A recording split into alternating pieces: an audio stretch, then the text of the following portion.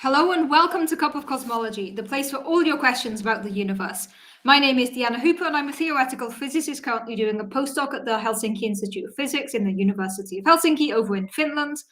And I'm a cosmologist, so that means that I study the universe, the contents of the universe, how things evolve, how things interact, all of the cool stuff happening inside the universe.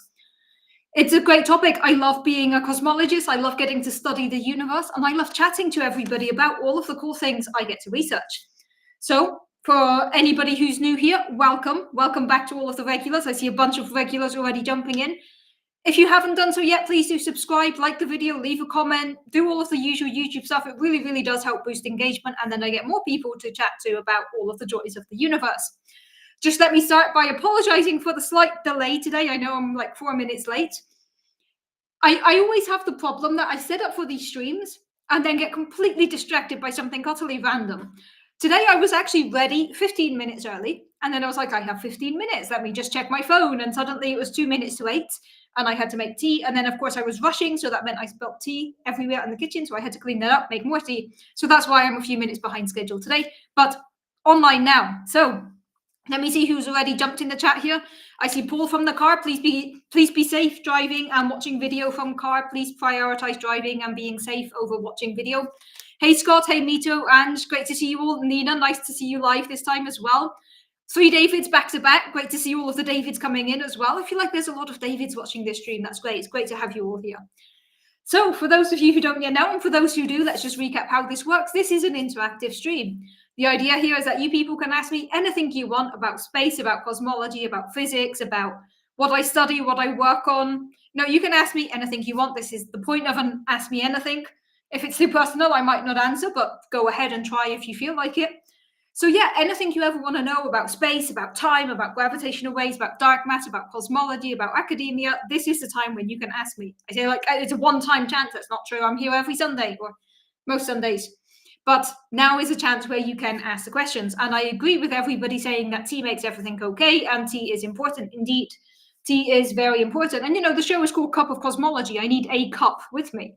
Otherwise, it's just a bottle of water, a bottle of universe. It doesn't have the same ring to it. Cup of Cosmology has that nice alliteration. So therefore, I need a cup. It would actually be good if I had coffee in my cup, because then I could have a cup of coffee with cosmology. But I probably shouldn't have coffee this late in the day. And as you can all see, I don't need coffee to be hyper. Anyway, today is the superb owl in America. Yeah, I know this is like yearly event where you all admire owls and decide which is the best owl. Obviously, I am kidding. I know what superb bowl is, but I always read that as superb owl. So please do feel free to, you know, admire owl photos. It's probably much more interesting than American football anyway. No disrespect meant to American football, but I'm sure owls are much more interesting. Okay, so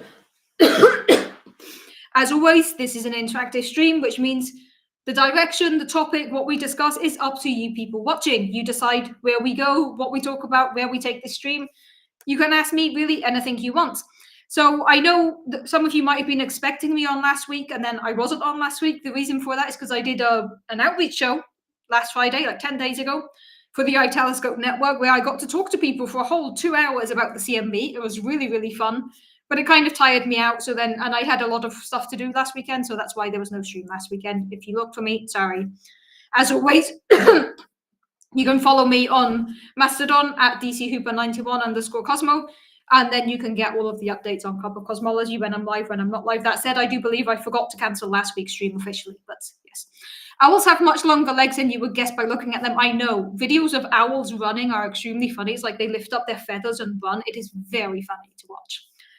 Okay, so before we get started, yes, there is a trend on Twitter of hijacking Super Bowl by Superb Owl. I very much approve of that trend. You can never get enough bird photos, especially owls.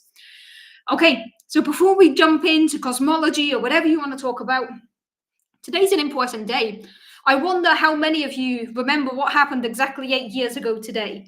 So Cup of Cosmology has been around for 8.5 years. Close to, is it 9 years already? No, it should be 8.5 years, I think. 2005, 8.5 years, something like that. It's really hard. Yeah, Cup of Cosmology has been around for a while. Okay, no more owl photos shown here. We are not going to show any owl photos on this stream. Just going to tell you all to go look at your own owl photos here. Okay, so 8 years ago to the date, something incredible happened. And those of you who were following me back then will remember me doing an extremely hyper stream about said event. Today is exactly 8 years. Let me reposition for dramatic effect, drum roll. Today is exactly 8 years since the first announcement of the first direct discovery detection of gravitational waves. So what are gravitational waves? Gravitational waves are ripples in the fabric of the cosmos. Anything that moves through space-time can create ripples in the same way as when you move through the ocean or through a swimming pool, you create ripples. So, not a good start.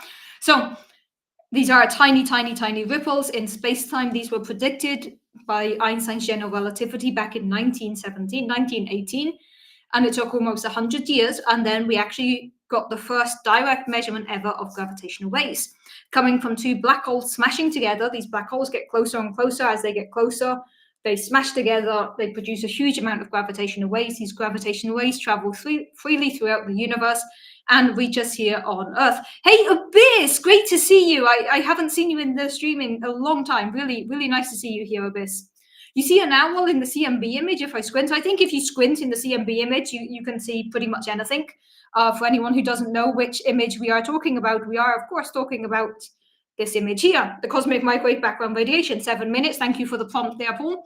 If I feel like, so this is the background light you can see behind everything in the universe, all this light everywhere. And if you squint hard enough, you can see pretty much any image you want here. I feel like this is one of those tests of what do you see in this image? I see the most amazing thing we've discovered in cosmology, apart from gravitational waves, of course, which is what I was talking about. So gravitational waves, ripples in the fabric of space-time. These were predicted many, many years ago, but they are extremely small. So if a gravitational wave goes through me, I would go first in one direction and then shrink. So I get a bit taller and then a bit shorter and then taller and shorter in the other direction, like thinner, fatter, shorter, taller. You go kind of in that way. But if a gravitational wave comes through me, I would grow by a billionth the width of a human hair. It is a ridiculously small amount. This means that people thought it was always impossible to measure these. Like, how can you measure something that is so ridiculously small? Also, we have the problem that any measurement, any ruler you use to measure this would also experience this stretching and shrinking because of gravitational waves. So it's very, very hard to then measure gravitational waves. So back in the early 20th century, Einstein's general relativity made this prediction of the tea is heated by the CMB, then it would be a pretty cold tea, actually. Yes. And my tea is actually not heated in a microwave. My tea is heated in a kettle because obviously I have a good kettle. But yes, it would be cold if you could heat it with the CMB, but the CMB is a bit too cold to heat tea to the right temperature. So these gravitational waves are predicted by general relativity. They should happen anytime something moves through space-time, like through black holes smashing together. When they were predicted, people thought, we're never going to be able to measure such a tiny, tiny, tiny difference. We've been able to indirectly see gravitational waves in the late 1970s. There were two pulsars, which are neutron stars that spin really, really quickly. And these got gradually closer and closer together because they were producing gravitational waves. So they were in orbit around each other. As they get gradually closer, they produce gravitational waves, which means the distance between them goes down. So by measuring the gap between two pulsars, we were able to see that these were getting closer, which led people to say, okay, there must be gravitational waves being carried away. So this was the first indirect proof of gravitational waves back in the 1970s.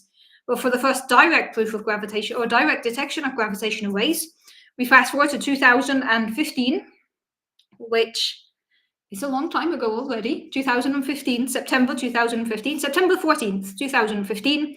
And LIGO, the Laser Interferometer Gravitational Wave Observatory, vibrated for the first time with a gravitational wave signal. Okay, what is LIGO? Let's just recap here. So LIGO is, as I just said, a gravitational wave detector that is here on Earth. LIGO is an incredible technological achievement. So the idea of how we measure gravitational waves is we use the speed of light. So we know that the speed of light is constant. Nothing in the universe can travel faster than light in a vacuum. Light in a vacuum always travels at the same speed, which means you can use the speed of light as a perfect distance measurement because you know the speed at which it's going. So if you know how long it takes to do a specific time, a specific journey, you know the length of this journey. So we can use light to measure gravitational waves. What we do here is produce a laser This laser beam is split down two paths. It travels down these two paths, bounces off a mirror, and comes back. If nothing happens in this path, it comes back perfectly in sync, and the two laser beams kind of cancel out, and you get no signal. However, if during the lasers going down these arms and coming back, there is any slight vibration or change in length of one of these two arms, when the lasers come back, they will no longer destroy each other, and you will get a signal in the detector. So this is the idea that you can use lasers to measure tiny, tiny, tiny differences in distance. In order to do this, we need huge machines. So the LIGO interferometers, there's two of them. They are both in the US, one in Livingston, one in Hartford.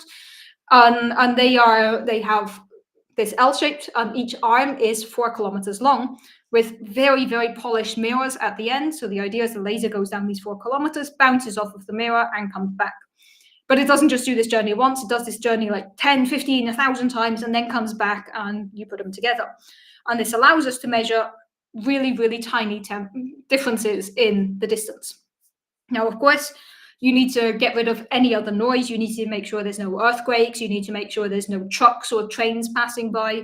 And this is one of the reasons there are two LIGO detectors 3,000 kilometers apart, because then if you only measure signal in one, it's quite likely to be something local. If you measure in both, it's more likely to be a gravitational wave. These are in Louisiana and Washington State, as David Dunn just mentioned here.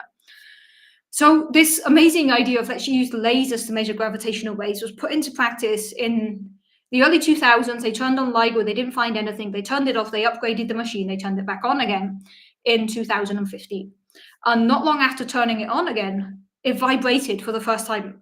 It was actually so close to being turned on for the first time. Yes, LIGO is short for Laser Interferometry Gravitational Wave Observatory. Yes, I think I said that at some point, but yes. So how long was LIGO active before seeing one? This is not long, actually. So it was active in the first run, very, very trial run.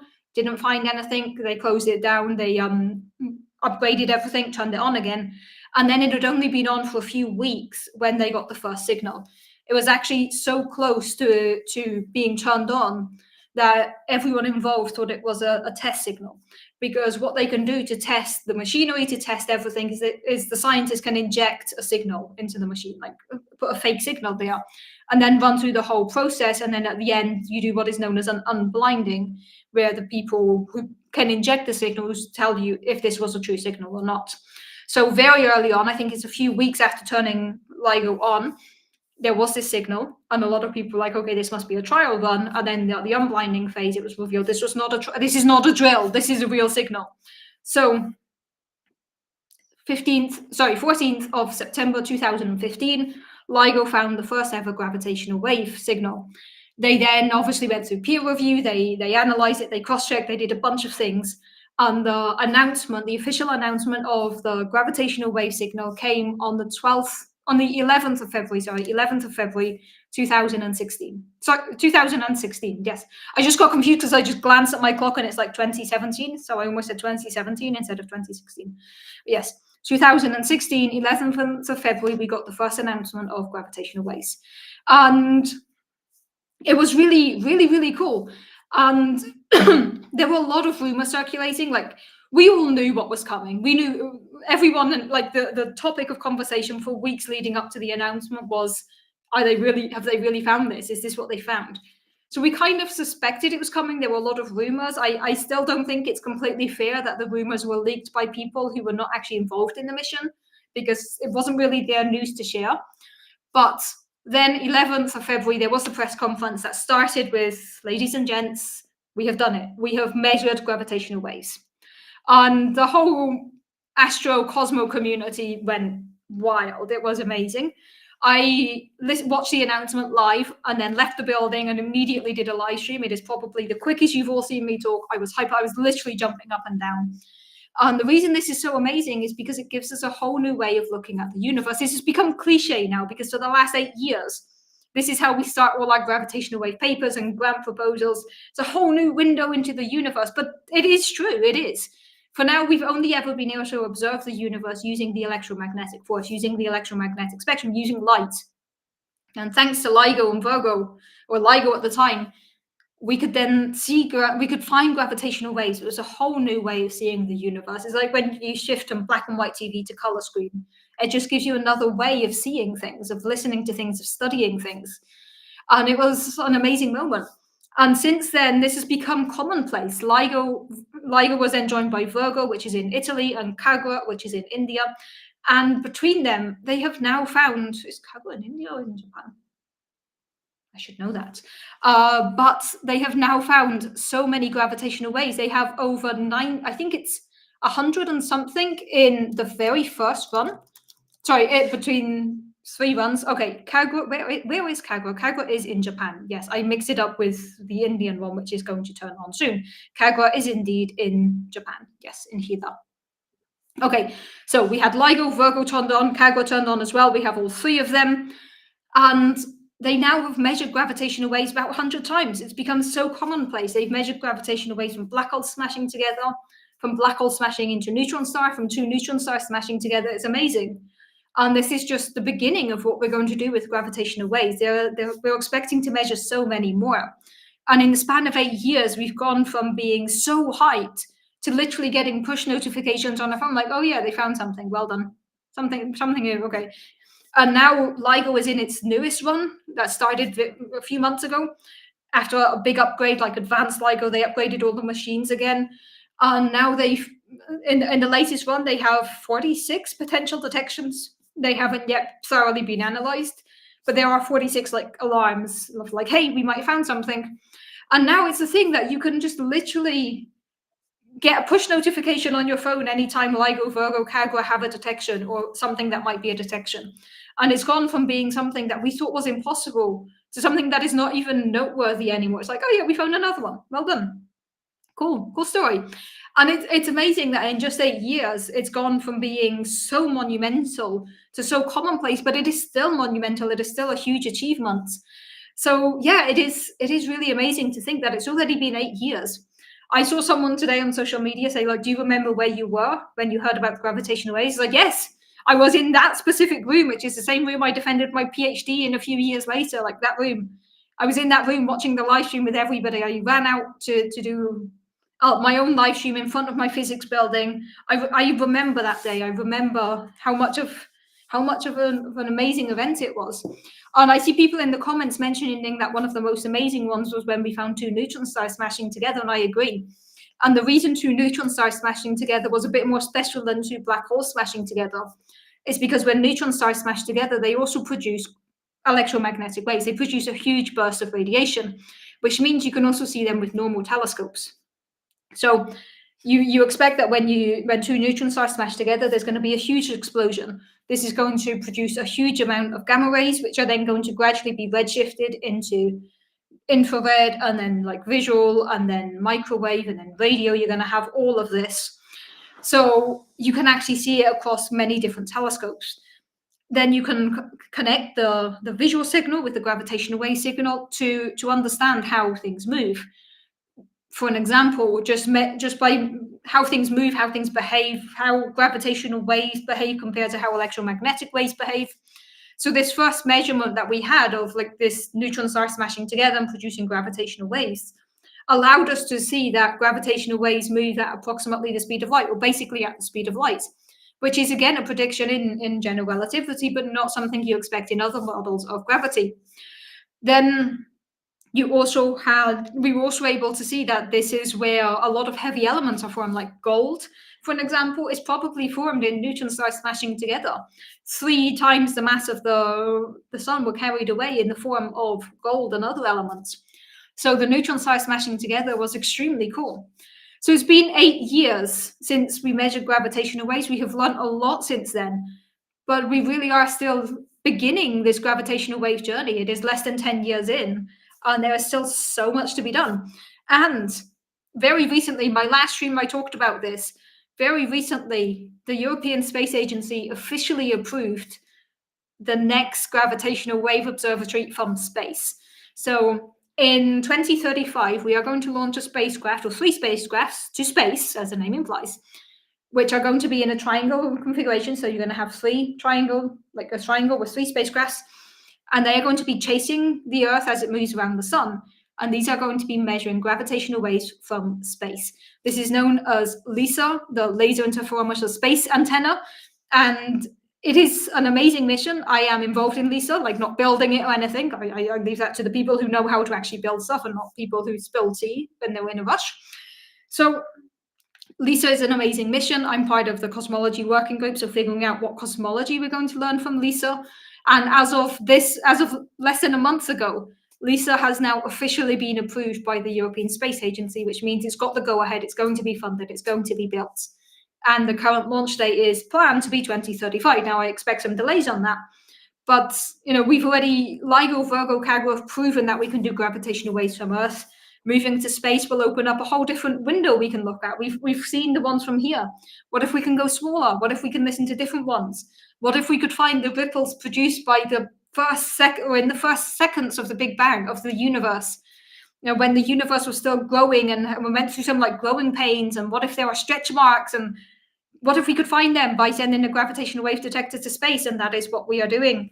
And that is mind-blowingly amazing. I will never get over how amazing it is that not only did we come up with the idea of let's use lasers to measure gravitational waves, it worked. And then we were like, okay, now let's send lasers to space to measure gravitational waves. And we're pretty sure it's going to work as well. And that is very, very cool. Okay, I realize I have just ignored all of the comments for 20 minutes. So let me go back and make sure that I did not forget anybody's comments. Also, as is customary lately, this stream should also be going out on Twitch. It should be going to Twitch and YouTube. If you're on Twitch, you can also comment as well. I get the comments from both YouTube and Twitch, so feel free to join the conversation wherever you're watching from. Okay, let me recap and see if I missed any questions. I also realized I just jumped in before we get started, gravitational waves, and talk for 20 minutes about gravitational waves. Okay, let's see. We saw this coming in. It's been a minute on M87 secretion disk. It has indeed. Okay. Electricians see gravitational waves and think gigawatts. Yeah, I mean, there's acronyms that are used for so many different things. So sometimes you see one acronym and you're like, what does that mean? And it means something completely different to what you expect it to mean. Okay, I see the question there about dark energy. I will come back to dark energy. I have a feeling that you asked me this last week as well, and that I may or may not have answered. Let me come back to dark energy later. Just making a comment of a question about dark energy survey, because it is a cool question to answer. Okay. Let's see. You'd hope the water is heated in kettle and added to the tea rather than tea in the kettle. Yes, of course. Yes, of course. I boil water and then put water into my mug and then add the tea. Obviously, I'm not going to boil tea. Not to the good teas that I have anyway. Okay, so how long was LIGO active before seeing one? That one I think I answered. It was less than a few weeks, I believe. And there were so many rumors leading up to it. Yes, there were indeed way too many rumors leading up to the announcement, but it just added to the excitement, I think. It was very, very fun. Okay, let's see. I'm ignoring all questions that start with somebody else's name because I assume they're not aimed at me. Question from Scott. Serious question. If the arms are 4 kilometers long, would the curvature of the Earth dictate that the ends be above ground or the corner below? So 4 kilometers sounds like a lot, but if we consider that the Earth is massive, the Earth has a diameter of 6,000 kilometers. And if you think it has a radius of 6,700 and something kilometers. So then its diameter is double that. And if you calculate the surface, it's massive. So 4 kilometers on the surface is not a lot to worry, not long enough where we need to worry about the curvature.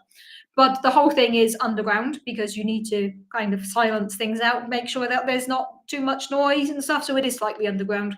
But 4 kilometers is such a small amount that we don't need to worry about things like that. Well, at least not to a degree that would affect anything on the mission. Discovery was serendipitous. Yes, it was indeed. You remember that I was screaming when the announcement came? I was so hyped. It looked like I just downed 10 liters of coffee. I was just genuinely really, really excited about gravitational waves. It was really, really fun. And I was super, super hyped about it. Question from David Howden before, about 10 minutes ago. Are gravitational waves redshifted if objects are moving? Yes, they are. So everything that travels through the universe is redshifted. And by redshift, we mean that everything that has a wavelength can be stretched. Imagine this is your particle that has a wavelength, or a gravitational wave that has a wavelength. Due to the expansion of the universe, these things are gradually stretching. Also, as something moves through space, you also get this kind of stretching where it compresses at front and stretches at the back things catch up. So, and yes, I do have my slinky toy handy specifically for this conversation. So everything in the universe that has a wavelength, which is basically everything, can be stretched and redshifted. Gravitational waves are no different. Gravitational waves do get redshifted on the path towards us. So the way we measure gravitational waves, by the time we get them, they have shifted into a different frequency than when they're emitted because of the redshifting. But it doesn't change the overall amplitude, so the like height of the wavelength doesn't change. Only the overall like frequency. So then it just shifts it to a different frequency range, but the effect is still the same. So the strength of it is still the same, but the frequency has changed.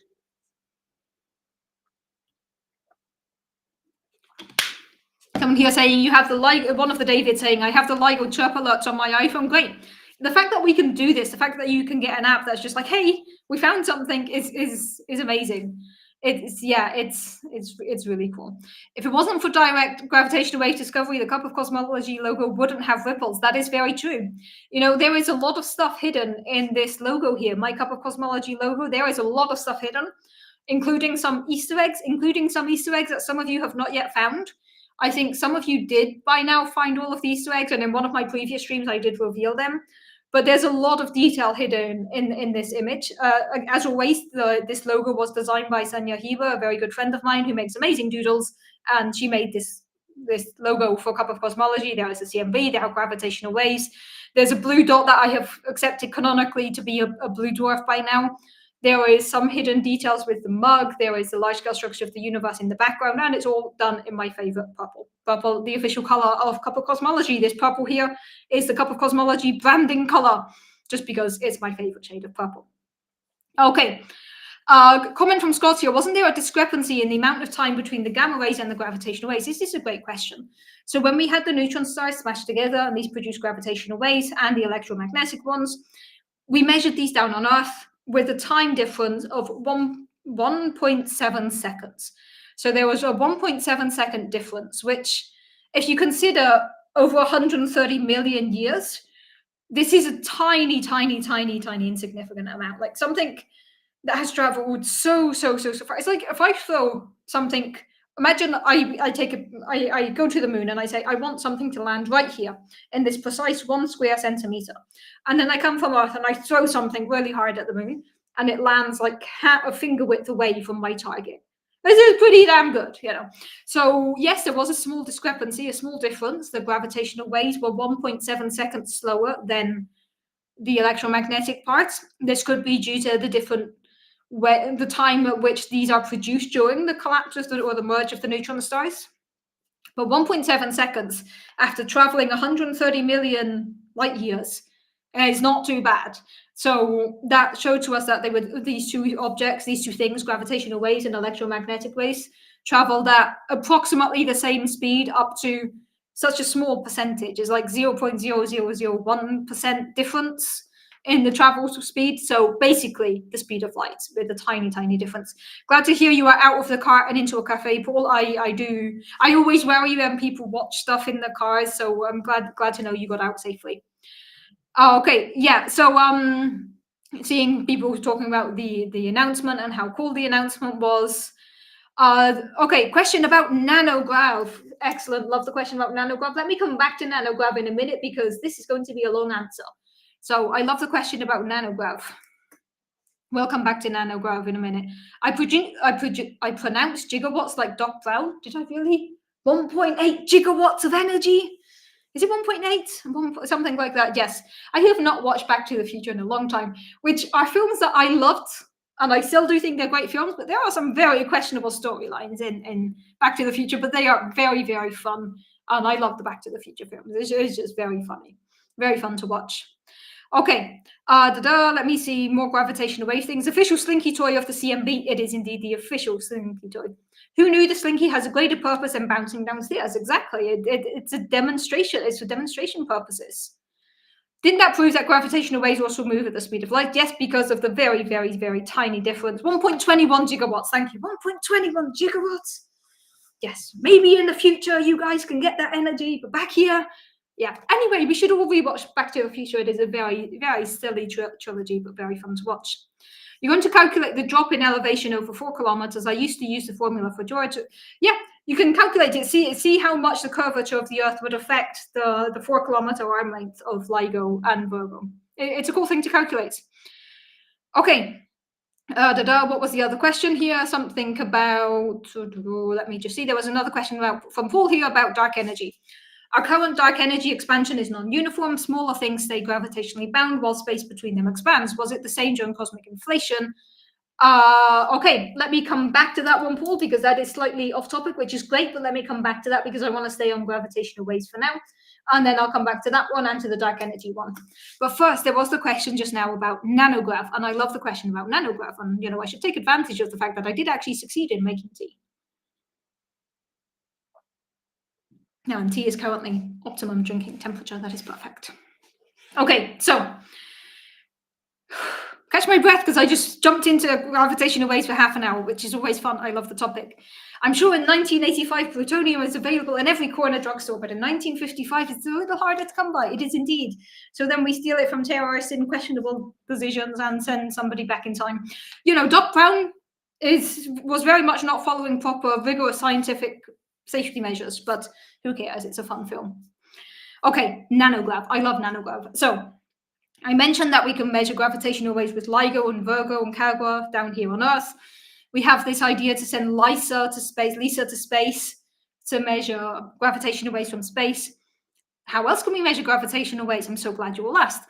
There's something known as pulsar timing arrays. So pulsars, as I mentioned very early into the stream, are neutron stars that are spinning very, very quickly. And pulsars are basically like the universe's lighthouse. They have a bit of light going around, and it means we can use them for very precise timing. And if you have a network of pulsars, like an array of pulsars, so a lot of pulsars within our galaxy, you can use the lights as their period, the light that goes through them, to kind of measure how distances are behaving. Because if anything affects the distance between these pulsars, the time at which you receive this light beam is going to change very slightly. So we can use pulsars to get a very good idea of timings. And if you have a network of pulsars, you can get an idea of how distances between pulsars changes. This is the idea of using pulsar timing array data. So this is something that you would hear in the radio band of the electromagnetic spectrum, because of the way they would produce. What you're actually looking at here is not the gravitational waves per se, but the pulsar signal, which would be in the radio frequency. So you need massive radio telescopes. So there is a collaboration of telescopes across the world that has been looking for gravitational waves using pulsar timing array. The most well-known one, perhaps, is NanoGrav, which is the North American gravitational wave. I can't remember what it stands for, but it's the North American part of the pulsar timing array. But there are also radio telescopes around Europe looking at this. There is an array in China looking at it. There is one in India as well. And I'm missing one. So there was the Chinese one, the Indian one, the European one, nanograph, yes. And then you put them all together and you get IPTA, the International Pulsar Timing Array experiments. Back a few years ago, nanograph released their 12.5-year results, where they said they found something that looked like some gravitational waves, but they weren't completely sure. And then last year, we got the 15-year data release of nanograph together with the data releases of all of these other experiments. North American Nanohertz Observatory for Gravitational Waves. Thank you. I should know the word nanohertz because that's literally the science part of the name, and I always forget that. Yes. So pulsar timing array is kind of looking at gravitational waves that are in a frequency between what LIGO has measured and what LISA will hopefully measure in the future. So pulsar timing array is kind of in the middle. So last year we got the 15-year data release from nanograph together with the data release from the European one, the Chinese one, Parkes, the Indian one. All of these released their data. And when you put all of their data together, they found they weren't calling it a detection. They were very cautious about that. They found hints of a gravitational wave background. So a background of gravitational waves everywhere in the universe, which is the same as what LISA is looking for and what LISA is hoping to find in the future. The ones that pulsar timing array found look very much like what you'd expect if you have a lot of supermassive black holes smashing together, which we expect. So it seems like the pulsar timing array people have really found something that looks a lot like supermassive black holes. supermassive black holes everywhere in the universe, smashing together within our galaxy, within other galaxies. This produces a background of gravitational waves. This might have been found by nanograv and other pulsar timing array experiments. And this is ridiculously cool. What makes it even more interesting is that it was almost exactly what we expect from supermassive black holes, but not completely. So just gonna, without showing you what this is, supermassive black holes, like you don't need to care what this figure is. If you draw a figure of the gravitational waves, this is kind of what you'd expect for supermassive black holes. You'd expect kind of a line like this. What they found was something that was more like that. So it is very, very, very close. You see, this is what we expected. This is approximately what they found. It is very close, just slightly off. So then there's a lot of conversation about why is it very slightly off. And there were a lot of things that they looked at. For an example, could this be an early universe phase transition or gravitational waves produced in the very early universe, which is what I work on? And they did a very big analysis on like 10 different ideas that it could be. And they said that, you know, it looks like it's supermassive black holes. It could be supermassive black holes plus something else. It's a really cool analysis. It's really impressive. Couple of caveats. Caveat number one is that this was around 3 sigma. So when we're talking about sigma in science, what we're talking about is our degree of belief in something or how certain we are. And usually the threshold to announce a discovery is 5 sigma. So 3 sigma means like it's really, really cool. It's definitely something. It's very unlikely to be a statistical anomaly, but it's not yet at the threshold to claim a discovery, which is why they were very careful to phrase it as hints of. We found signatures of, hints of, maybe possibles. Of course, then the press releases were very much less toned down. Some of the press releases were definitely not being cautious with their phrasing and like, we have found the gravitational wave background. Caveat number 2, and I am by no means bringing into question what the nanograph people have done and all the other people have done. The problem with doing such huge analysis across like 10 different models is that a lot of these scenarios, for an example, early universe phase transitions, come with a lot of backstory. You know, there's a reason why we all specialize in topics and why we don't all write papers about every topic in physics. And when you do such an analysis on 10 models and put it all in one big paper, it is quite likely that some things might be overlooked, that some things might not be done as carefully as they could have been done. So while I think it's very cool, like nanograv and the other pulsar timing array experiments do seem to have found things, I think we should still be very cautious before claiming discoveries of anything and before saying like we found hints of this model or of that model, because they kind of just like, here's 10 example models that we're looking at. It doesn't necessarily mean these are the best models to look at or that they were done in the best possible way. But it is a very, very cool analysis. As to the actual question from Abyss, I think it was Abyss, about whether this measurement in any way affects how people are going to view gravitational wave missions in the future, I don't think it is. I actually think the opposite. Because, you know, Lisa, the one that's going to launch in 2035 and is going to be space-based, is also looking for this gravitational wave background. And the things that I'm interested in, for an example, is what's going to be behind this supermassive black hole signal. So you could use pulsar timing array data to kind of map this out. Like we already know that this part of the signal is supermassive black holes. Can we subtract that to find what else is there? So I very much don't think that pulsar timing array and space-based gravitational wave missions are competing. They actually have a lot of complementarity. Like they can support each other. And the science they're doing is looking at different regions of the gravitational wave spectrum. So you're not necessarily going to have complete overlap. They will work well together. So is that a plot for peak of gravitational waves during merger versus size? No, this is what is known as a Helling's down curve. And it's just something related to how the supermassive black holes actually look, but I can't remember exactly what to put on the axis or measurements or anything, which is why I am not putting stuff on any of the axis. It's just to give you an idea, but please don't read too much into this plot that I just showed you. It is not the peak gravitational wave during merger. It is the Helling's down curve that I just badly sketched there. So yeah, pulsar timing array is very complementary to what LIGO is doing and to what LISA is doing. I do actually have an image somewhere, but it's like I reorganized all of my slide deck today, which means it's going to take me a very long time to find literally everything by now. But yes, I think the pulsar timing array results are really interesting. I do very much hope we get more data soon because there's a lot left to poke at and investigate with the pulsar timing array data. It is unlikely that we are going to get more data soon because they've measured it. They've done the pulsar timing array collaborations right now have done what they wanted to do. So the next big step forward in that direction is going to be when we have SKA. SKA is a square kilometer array. We are great at naming things. And as the name implies, it's going to be an array of radio telescopes that is going to be 1 square kilometer big. Excellent name. Square kilometer array, SKA. So also then you can call it ska and dancehall music. So SKA is still in the development phase, but once it turns on, it's going to be the biggest array of radio telescopes we expect. This should be within the next decade.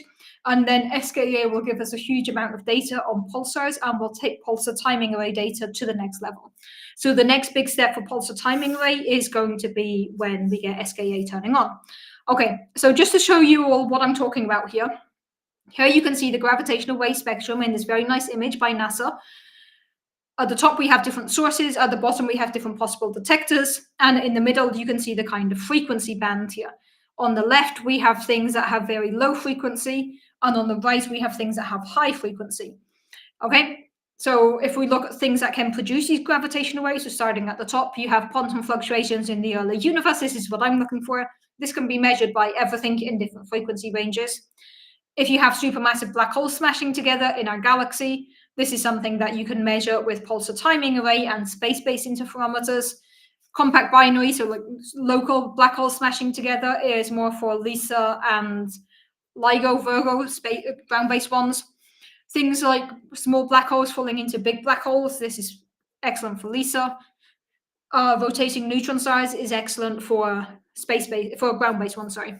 So you can see here you have pulsar timing array, then LISA, then LIGO. I said before that pulsar timing array is in between LIGO and LISA. That was, of course, wrong, as you can see on the figure here.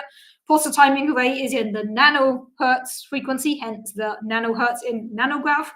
LISA is in the millihertz frequency, and the terrestrial ones are in the hertz frequency. So you can see that pulsar timing array and LISA space-based ones look at a different frequency. So there isn't really a huge competition between them, but they do really work well together. And the information you get from one can help you learn more about the information you get from the other. So I don't think there's anything we should say like, oh, the pulsar timing array people got there first. This is dangerous for LISA. It's not in any way a problem. And in fact, I have now, because this came out in June last year, like the pulsar timing array data and the announcements came out in June. I think I did a whole stream about it actually when it came out. I seem to remember I did a whole stream about that. Now it means that we can use that as even more excuse, right? Now, instead of saying things like gravitational waves have opened a whole new window into the universe, now in my grant proposals and papers, we can instead say things like pulsar timing array measurements have shown hints of this stochastic gravitational wave background. Now is the time for LISA to do better. To take it one step further, they are in no way competing. Quantum fluctuations in the early universe, I would have expected that to be all on the left side because of redshift. Depends on what produces them. Like if you're talking about ones produced during inflation, those are closer to the left side. If you're talking about ones that you can measure in ones that are produced a few seconds afterwards, they're further to the right in the millihertz range. It really depends on how they're produced because early universe quantum fluctuations is vague and broad.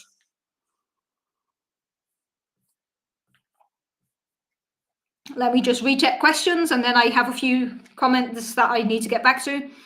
Comment from Abyss, you spoke with one of the publishers of the nanograph paper. Their analysis was really impressive. Yes, it was. It was a very impressive analysis. Okay, there is a question about UFOs, which I will also come back to later, because that's not on topic right now, but I will come back to that later. It's always a fun one to talk about as well. I see we have yet another David in the comments. Okay, there's radio telescope in Green Bank. I believe so. It's like the nanograph is a collaboration of telescopes. All of these are collaborations of telescopes. It's not just one telescope that is being used. It's multiple telescopes being used.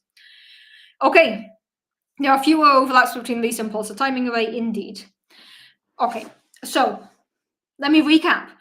Gravitational waves are amazing. We measured gravitational waves for the first time directly 8 years ago. We've done a lot in the last 8 years. There is still a lot more to be done. Gravitational waves are still very much beginning. It's a field that is still beginning, and it's a field that is still going to give us so much. And as you can see, I can talk about it for 45 minutes. That was not the plan. I was just going to say, like, hey, it's been 8 years, let's move on. But yeah. Once I get started on gravitational waves, I do not stop. It's a very cool topic. This is why I work on the topic. It's so fun. Okay, so a few comments here about placing detectors in different places. Would there be any advantage by placing an optical radio observatory on Mars? Yes, because there's less atmosphere and there's fewer things that can get in the way. I think one of the cool ideas is placing a telescope on the dark side of the moon. This would be really cool because then there's not much interference from anything else. But then you have the like overhead of building it there and communicating with it and actually exchanging information with it. If you put it in a place that is isolated from signals, then it's hard to get signals back and forth. That's kind of by definition. But there are ideas to put radio telescopes on the moon or to put different types of detectors outside and different objects like on the moon and Mars. It's very, very cool. But technologically, and it would be a big cost and it would be a big engineering feat. But there are some very, very cool ideas there. Okay. Whew. Deep breath, and I just went on almost 50-minute talk about gravitational waves. Okay, there were three other questions I wanted to get to. I'm going to do them a bit quickly. First of all, UFOs, unidentified flying objects. I think there are a lot of things. So I think it is highly likely that there are other species in the universe. I do not think we are the only species in the universe. That said, I do not think we have ever had any contact with any type of extraterrestrial species, and I do not think any type of extraterrestrial species has visited us in any meaningful way, or in any way that we would even recognize, beyond maybe some bacteria hitching a ride on a comet, which is unlikely, but maybe that's how we got here. Who knows? I think anytime there's an unidentified flying object on Earth, it is usually something that has a perfectly logical explanation behind it. And it's a thing that our minds will always distort things. Images sometimes distort things, and it is often easy to believe. It is often more fun to believe that it's something extraterrestrial than to believe it's something perfectly mundane. I think often when there are UFO sightings, it's probably a military aircraft or plane that people don't want you to know about. So then the rumors are just left there. So short answer, I do absolutely believe there are other species in the universe. I do not believe we have had any contact with any such species. Okay. Then there was a very interesting question about the dark energy survey results. So the dark energy survey is an experiment, as the name implies, trying to measure dark energy in the universe, DES. It's a very, very, very cool experiment. And what it is looking at is how galaxies are positioned and the separation between galaxies. And as these galaxies, as space expands because of the accelerator, the universe is currently undergoing accelerated expansion. We believe this is because of dark energy.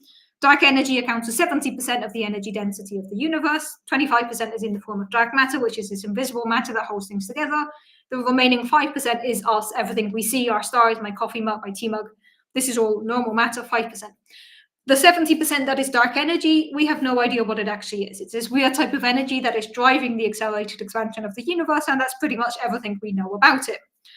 However, as the universe is expanding, we can use this fact to measure as galaxies get drifted apart because of the expansion of the universe.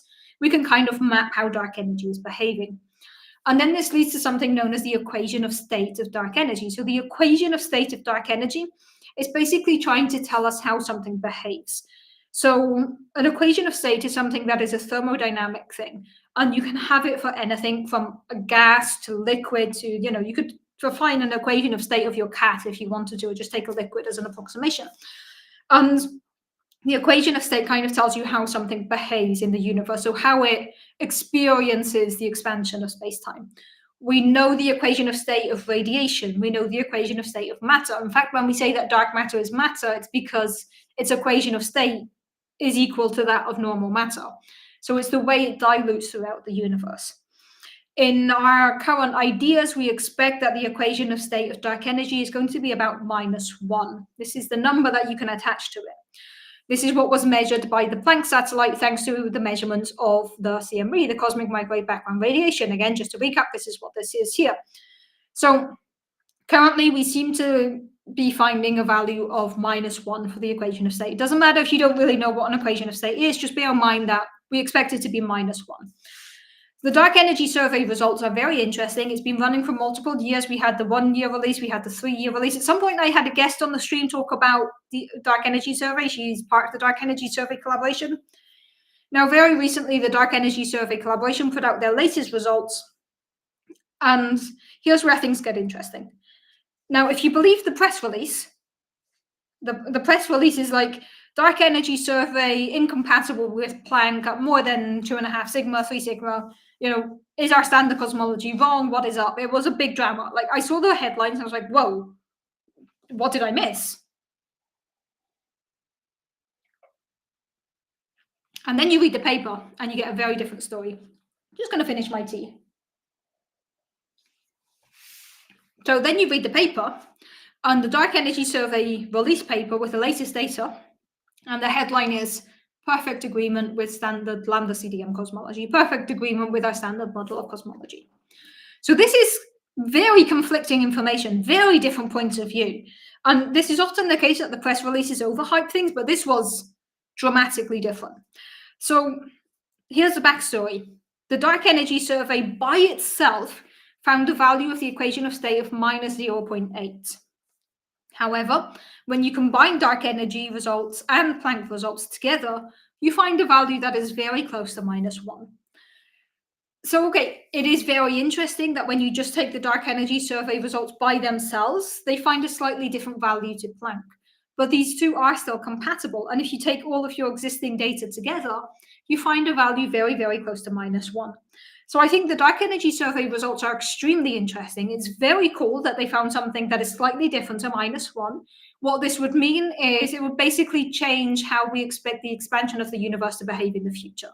The way that the universe is going to expand in the future is something that is given by the equation of state. So if the equation of state is different, then it just changes the kind of future prognostic of what's going to happen in the universe. But when you combine Dark Energy Survey data and Planck data, you find basically very, very good agreement with equation of state being -1. So it's very interesting, and I think it's definitely something to keep an eye on, especially when we get results from future missions that are also going to measure the energy of the equation of state. Euclid might shed some light on this. Some other weak lensing experiments where we look at how galaxies are distorted might shed light on this. So it's something to bear in mind. But I very much don't think we need to say cosmology is broken, let's throw things out and start again. We're definitely not at that point yet. But it is very interesting. I can't remember exactly what your question was about dark energy equation of state. There was some question at some point. I can't even remember who asked anymore. Let me scroll back and see if I can find dark energy. You guys have asked a lot of questions today. That's good. I love all the questions. There are a lot of very, very cool questions here. Where was the dark energy question? At some point, there was a question. I did not imagine this question. It was here at some point. Okay, there it is. This question came in 12 minutes into the stream by one of the Davids, David Kutcher. Dark energy survey results change amount of dark energy in the universe. Yes. So, dark energy survey results, very, very interesting. Probably not something we need to be concerned about, but definitely something worth keeping an eye on because it is a very, very, very cool topic. But I think this is one of those cases where what the press release said and what the actual paper said were not completely in agreement. I read the news, like the normal news, not the sun. I don't read papers before I go to work, but I read the news over breakfast. So I was eating breakfast and I read the news of like dark energy survey proves cosmology wrong. So whoa, it's going to be a fun day in the office. And then I got to the office, opened the official paper and was like, this is not the same as what I read over breakfast. This is very different.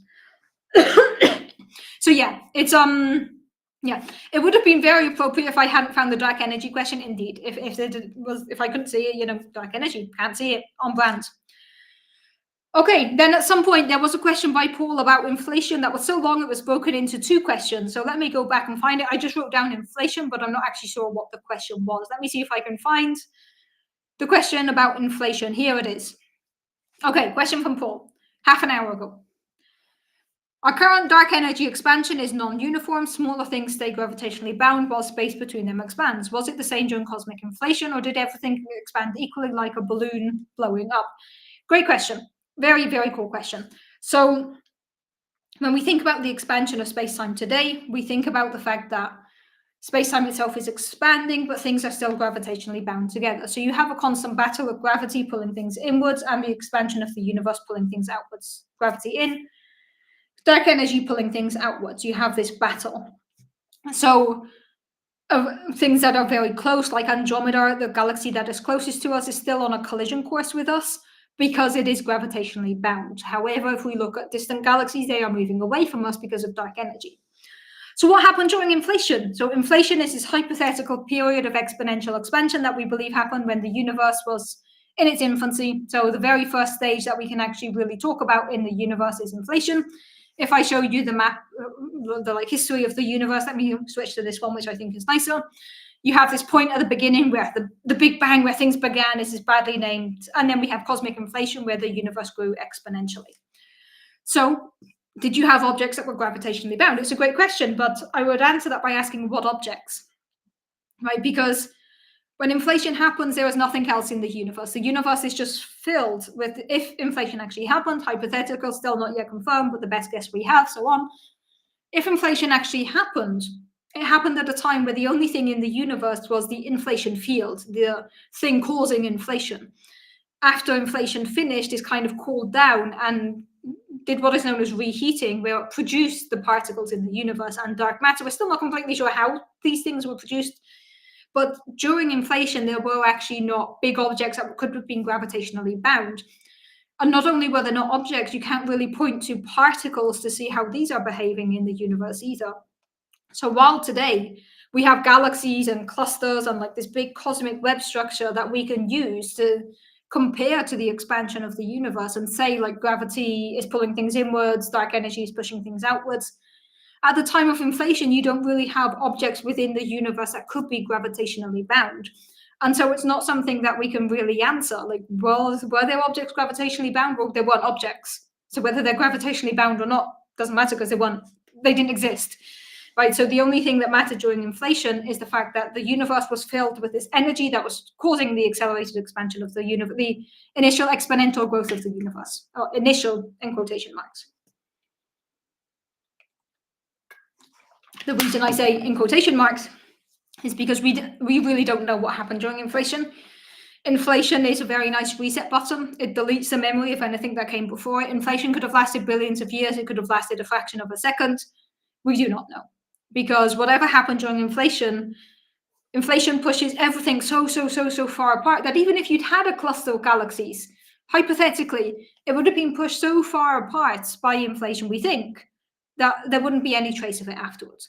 So inflation really does delete the memory of anything that came before, but in principle, based on what we think happened, at that time, the only component, the only thing that mattered in the universe was whatever was causing inflation. So there was no galaxies or gravitationally bound objects that we need to be aware of to answer that question. I hope that answers your question, Paul. That was a very cool question. Okay, I think we have gone through most of the questions now. I see a question by David Dunn here. I shall call the next dark energy satellite the Dark Energy Astronomical Near Nominal Autodetector, Diana for short. Yes. I appreciate that. That's cool. Also, as a general note, please never name a spacecraft after me. I don't care what I do. If I discover the next greatest theory in physics, if I revolutionize the field, please never name a telescope or anything after me. I don't think any one scientist deserves that, because science is a collaborative process that happens thanks to many, many, many people working together. And also, if you name a space mission after one person, then what happens if that person turns out to be problematic? A lot of us are, I think 100 years from now, a lot of us are going to be seen as problematic. We try not to be, I try not to be, but the standards are going to change, the ideals are going to change. I think we shouldn't name spacecrafts after people. Very much not something we should do.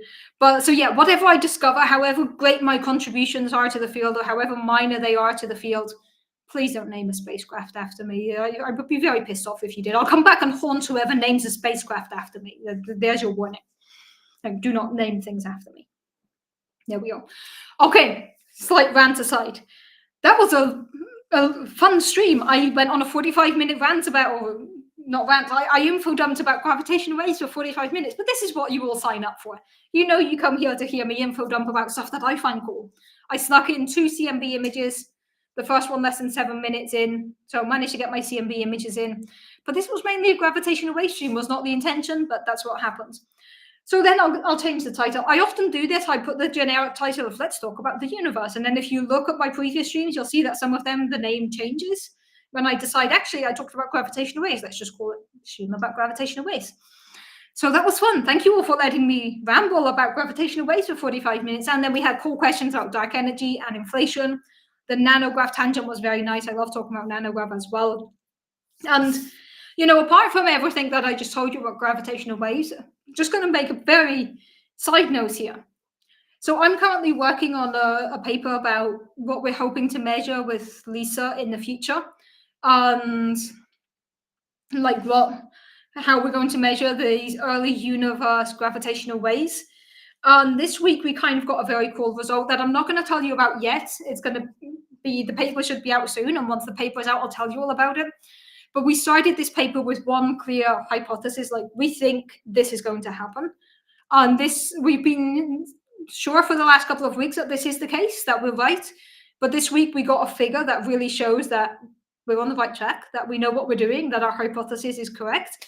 And it's going to be a pretty cool result. So I'll tell you about that when the paper's out. But personally, I'm very happy with how my work is going right now, because I got a very cool result this week. So I'm not going to tell you more, but it is gravitational wave related, so that makes me even more hyped about gravitational waves.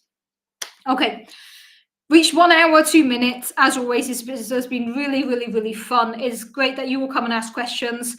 If you haven't done so yet, please do subscribe, leave a comment, like the thing, ring the notification bell if you feel so inclined. Do all of the usual stuff that it really does boost engagement. So please press all of the buttons. It really does help. Thank you to anyone who does that, to anyone who promotes my streams. Really, really appreciate it. Cup of Cosmology should be back online next week unless something random happens. I expect to be online next week. That's Sunday 18th. Should be usual time. So that's 8 p.m. if you're in Finland, 7 p.m. if you're in the rest of Europe, 1 p.m. if you're on the east coast of the US, 10 a.m. if you're on the west coast. As always, there is a time zone converter on cupofcosmology.com where you can figure out when the next stream is in your own time zone. So please do go to cupofcosmology.com and check that out if you want to. Cup of Cosmology should be back online next Sunday. I hope to see you all again then. And I hope in the meantime, you'll stay safe and take care of each other.